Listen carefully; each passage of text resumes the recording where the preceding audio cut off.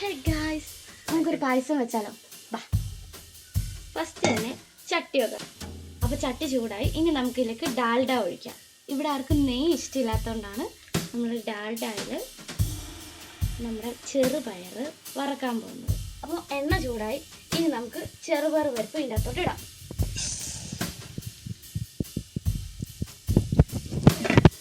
Guys, ഇതൊന്ന് colour മാറുന്ന വരെ നമുക്ക് ഇളക്കിക്കൊണ്ടേയിരിക്കണം. കളറ് മാറിയിട്ടുണ്ട്. ഇനി നമുക്ക് ഓഫ് ചെയ്തിട്ട് ഇത് വാഷ് ചെയ്തിട്ട് വരാം. അപ്പം ഞാൻ പയറെല്ലാം കഴുകി ക്ലീൻ ആക്കിക്കൊണ്ട് വന്നിട്ടുണ്ട്.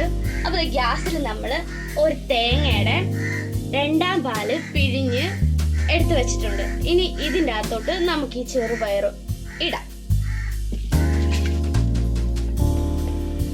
ഓക്കെ ഗ്യാസ്, അപ്പം നമുക്കിത് ജസ്റ്റ് ഇങ്ങനെ ഒന്ന് ഇളക്കി കൊടുക്കാം.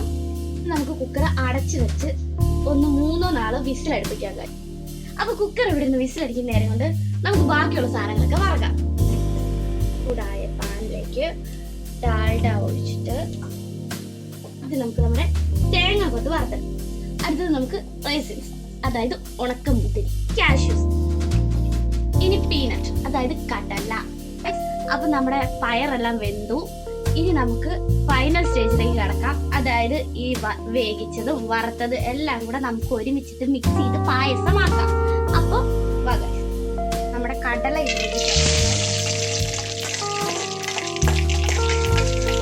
ഇതിലേക്ക് നമ്മൾ വേവിച്ച് വെച്ച ചെറുപയർ ചേർക്കാം.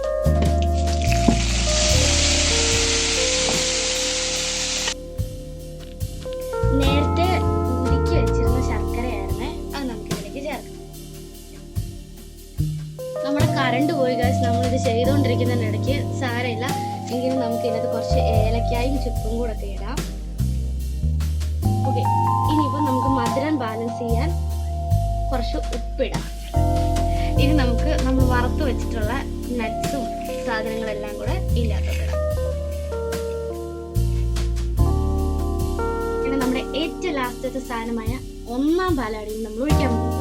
അപ്പോൾ ഇനി 1ാം പാൽ ഒഴിക്കുക, ഗ്യാസ് ഓഫ് ചെയ്യുക. ഇനി തിളയ്ക്കാൻ നിൽക്കരുത്. അപ്പോൾ ഇത്രേ ഉള്ളൂ ഗൈസ് നമ്മുടെ പായസത്തിൻ്റെ വീഡിയോ. അപ്പോൾ എൻ്റെ വീഡിയോസ് കാണുന്നവരാരും തന്നെ ലൈക്കും സബ്സ്ക്രൈബും ഒന്നും ചെയ്യുന്നില്ല. So please like and subscribe my video. ഇതൊന്ന് ജോൺസനെ കൊണ്ട് ടേസ്റ്റ് ചെയ്യിക്കാം. എങ്ങനെയുണ്ടെന്ന്